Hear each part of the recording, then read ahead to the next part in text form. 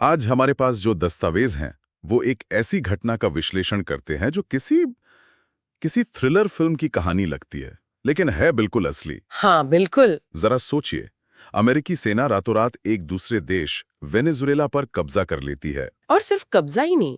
और उनके राष्ट्रपति निकोलस मदुरो को उनके ही महल से बंदी बना लेती है। ये सिर्फ एक मिलिट्री ऑपरेशन नहीं था। नहीं, ये उससे कहीं ज्यादा था। ये एक ऐसा कदम था जिसने अंतर्राष्ट्रीय राजनीति के सारे नियम एक ही झटके में बदल दिए। बिल्कुल। और इन दस्तावेजों की सबसे चौंकाने वाली बात शायद ये है कि ये सब कितनी कितनी सफाई और तेजी से किया गया। हाँ, ये एक संप्रभु राष्ट्र के अध्यक्ष को हटाने की कहानी से कहीं ज्यादा है।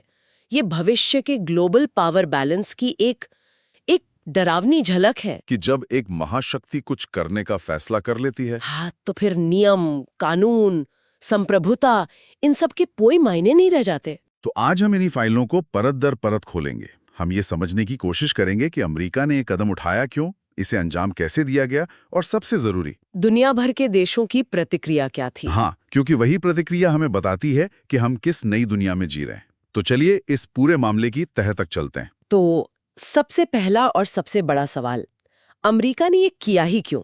दस्तावेज दो बिल्कुल अलग अलग वजह हमारे सामने रखते हैं।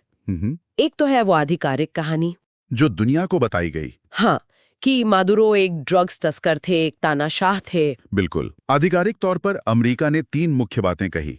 पहली कि राष्ट्रपति मादुरो अमेरिका में बड़े पैमाने पर कोकीन की तस्करी कर रहे थे। दूसरी कि वो एक क्रूर तानाशाह थे जो अपनी ही जनता पर जुल्म कर रहे थे।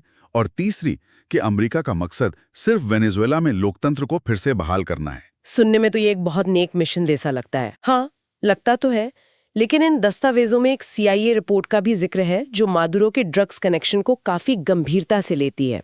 तो क्या ये मुमकिन है कि ये सिर्फ एक बहाना ना हो, मतलब एक असली वजह भी हो? और यहीं पर बात दिलचस्प हो जाती है।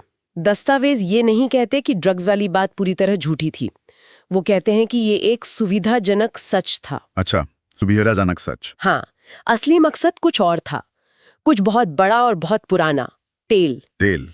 इन फाइलों में एक व्हाइट हाउस ब्रीफिंग नोट का एक हिस्सा है जो कहता है मादुरो हमारी अमेरिकी कंपनियों को काम नहीं करने दे रहे थे। ये तो बहुत सीधी बात है। और एक और बयान है जो इस मंशा को और भी साफ कर देता है। अब हमारी बहुत बड़ी अमेरिकी तेल कंपनियां वहां जाएंगी, अरबों डॉलर खर्च करेंगी और देश के लिए पैसा कमाना शुरू करेंगी। ये तो मुझे सीधे सीधे इराक पर हुए हमले की, बिल्कुल, इराक की याद दिलाता है, जहां बहाना कुछ और था। WMDs, व्यापक विनाश के हथियार। हाँ, और असली मकसद था तेल। पैटर्न बिल्कुल वही है। दस्तावेज इससे बहाना और मकसद की रणनीति कहते हैं। तो यहाँ बहाना ड्रग्स और तानाशाही है और मकसद वही तेल है। ये दिखाता है कि पिछले 20-25 सालों में सिर्फ बहाने बदले हैं, अमेरिकी विदेश नीति का जो मूल DNA है वो नहीं बदला। और वेनेजुएला का तेल कोई मामूली चीज तो है नहीं। बिल्कुल नहीं। उनके पास दुनिया का सबसे बड़ा प्रमाणित तेल भंडार है, लगभग 304 अरब बैरल। 304 अरब बैरल? हाँ, ये सऊदी अरब से भी ज्यादा है। अच्छा, सऊदी अरब से भी ज्यादा। जी।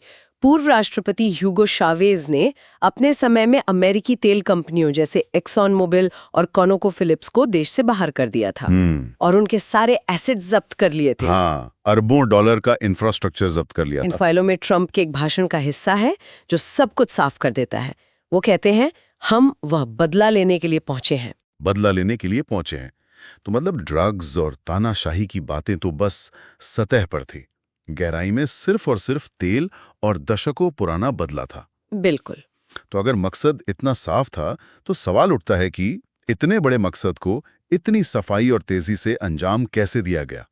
क्योंकि दस्तावेजों में जो ऑपरेशन का ब्यौरा है वो किसी युद्ध जैसा नहीं बल्कि किसी हाईटेक चोरी जैसा लगता है। आपने बिल्कुल सही शब्द इस्तेमाल किया, हाईटेक चोरी। ये कोई लंबा चौड़ा युद्ध नहीं था, ये एक सर्जिकल स्ट्राइक थी। दस्तावेज इसे शॉक एंड ऑ नहीं बल्कि स्पीड एंड स्टील ऑपरेशन कहते हैं। स्पीड एंड स्टील, ये अपने आप में बहुत कुछ कहता है। तो ये हुआ कैसे? इसे मूल रूप से 2 हिस्सों में बांटा गया था। पहला था ध्यान भटकाना। हाँ, 150 से ज्यादा विमानों, जिनमें अदृश्य B-2 बॉम्बर्स और ड्रोन्स भी शामिल थे, उन्होंने वेनेजुएला के प्रमुख सैन्य ठिकानों, एयरबेस और रडार स्टेशंस पर एक साथ हमला किया। एक साथ? एक साथ। मकसद ये था कि वेनेजुएला की सेना पूरी तरह से अंधी और बहरी हो जाए, उन्हें पता ही न चले कि असली हमला कहाँ हो रहा है। और जब सब लोग उस तरफ देख रहे थे तब असली हमला हुआ। बिल्कुल उसी हमले की आड़ में डेल्टा फोर्स के स्पेशल कमांडो वाले हेलीकॉप्टर जमीन से सिर्फ 100 फीट की ऊंचाई पर, सिर्फ 100 फीट? हाँ, अविश्वसनीय ऊंचाई पर रडार से बचते हुए सीधे राष्ट्रपति के महल यानी मिराफ्लोर्स पैलेस पहुंचे। और वहां के गार्ड्स? महल के गार्ड्स के साथ एक छोटी सी गोलीबारी हुई, लेकिन वो कुछ मिनटों से ज्यादा नहीं चली। अमेरिकी सैनिक सीधे मदुरो के स्टील से बने सुरक्षित कमरे में घुस गए। और ये सब कितनी देर में हुआ? इन दस्तावेजों के मुताबिक सुबह के 3:29 तक अमेरिकी सैनिक मदुरो और उनकी पत्नी को लेकर अमेरिकी युद्धपोत यूएसएस इवोजिमा पर पहुंच चुके थे। मतलब पूरा ऑपरेशन कुछ ही घंटों में खत्म? हाँ, शुरू से आखिर तक। एक देश के मुखिया को उसके अपने घर से उठा लिया गया और दुनिया को सुबह तक इसकी खबर भी नहीं लगी। ये सैन्य ताकत का नहीं बल्कि एक तरह से मनोवैज्ञानिक दबदबे का प्रदर्शन था। बिल्कुल। ये सिर्फ एक ऑपरेशन नहीं लगता, ये एक तरह से अमेरिकी विदेश नीति में एक नए अध्याय की शुरुआत जैसा है। दस्तावेज इसे मोनरो डॉक्ट्रिन से डोनो डॉक्ट्रिन तक का सफर कहते हैं। हाँ। एक मिनट, क्या दस्तावेज वाकई डोनो डॉक्ट्रिन शब्द का इस्तेमाल करते हैं या ये एक विश्लेषण है? क्योंकि अगर ये आधिकारिक शब्द है तो ये तो अपने आप में एक बहुत बड़ी खबर है। ये बहुत अच्छा सवाल है। नहीं, ये कोई आधिकारिक सरकारी शब्द नहीं है। ये शब्द उन दस्तावेजों में मौजूद थिंक टैंक रिपोर्ट्स और विश्लेषकों ने इस्तेमाल किया है। अच्छा। हाँ, वो इस नीतिगत बदलाव को समझाने की कोशिश कर रहे हैं।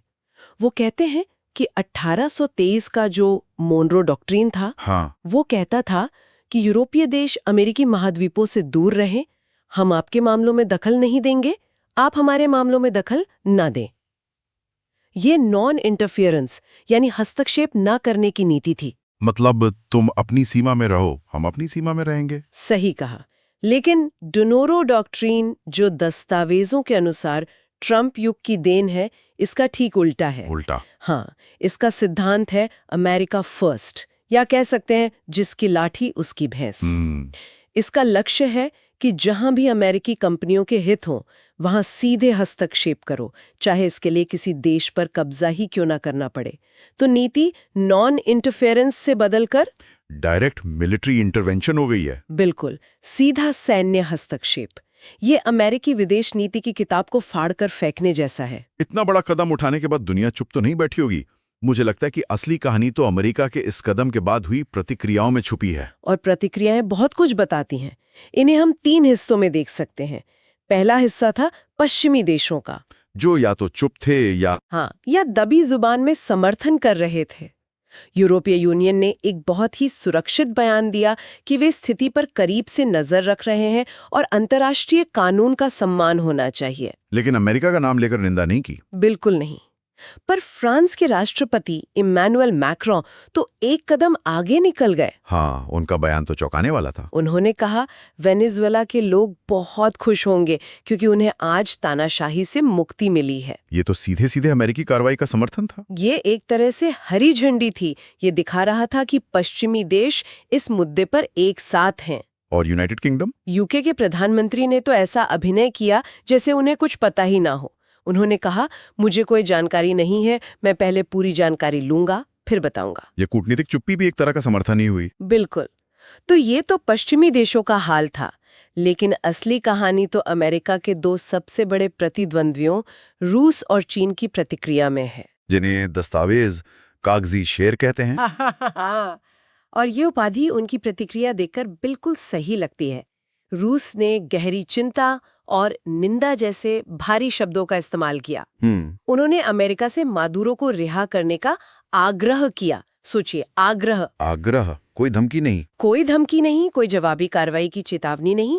और ये याद रखना जरूरी है कि रूस ने वेनेजुएला को सैन्य सुरक्षा की गारंटी दी थी। वो गारंटी हवा में उड़ गई। और चीन का क्या, जो आज दुनिया में अमेरिका को चुनौती देने वाला सबसे बड़ा देश माना जाता है? चीन की प्रतिक्रिया तो और भी कमजोर थी। उन्होंने गहरा सदमा और कड़ी निंदा व्यक्त की, एक लिखित बयान जारी किया। बस। चीन, जो संयुक्त राष्ट्र सुरक्षा परिषद यानी यूएनएससी का स्थायी सदस्य है, उसने आपातकालीन बैठक बुलाने के लिए कोई ठोस कदम नहीं उठाया।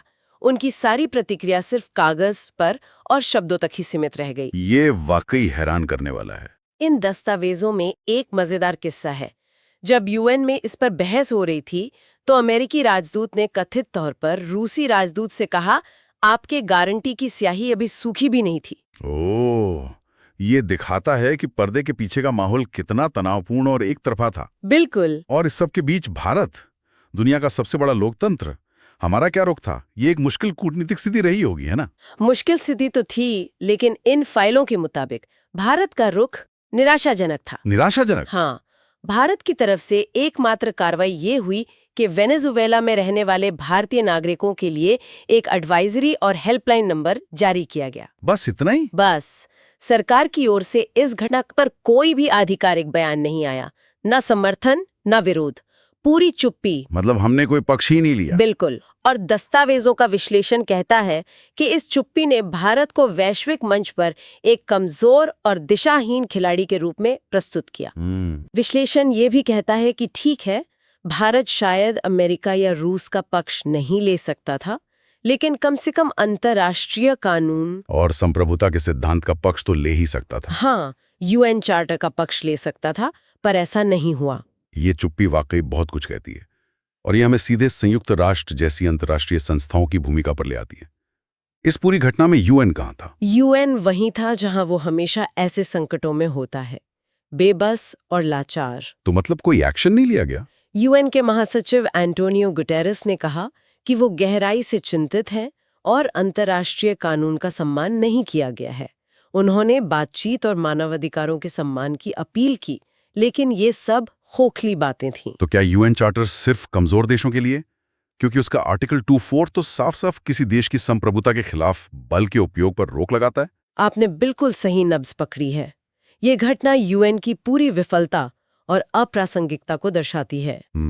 ये दिखाती है कि जब एक शक्तिशाली देश कुछ करने की ठान लेता है तो यूएन चार्टर सिर्फ एक कागज का टुकड़ा बनकर रह जाता है। नियम सिर्फ तब तक लागू होते हैं जब तक ताकतवर देश उन्हें लागू होने देना चाहें। तो इसका मतलब क्या है? क्या अब अंतर्राष्ट्रीय संबंधों का एक ही नियम बचा है, जिसकी लाठी उसकी भैंस? दस्तावेज तो इसी कड़वे सच की ओर इशारा करते हैं।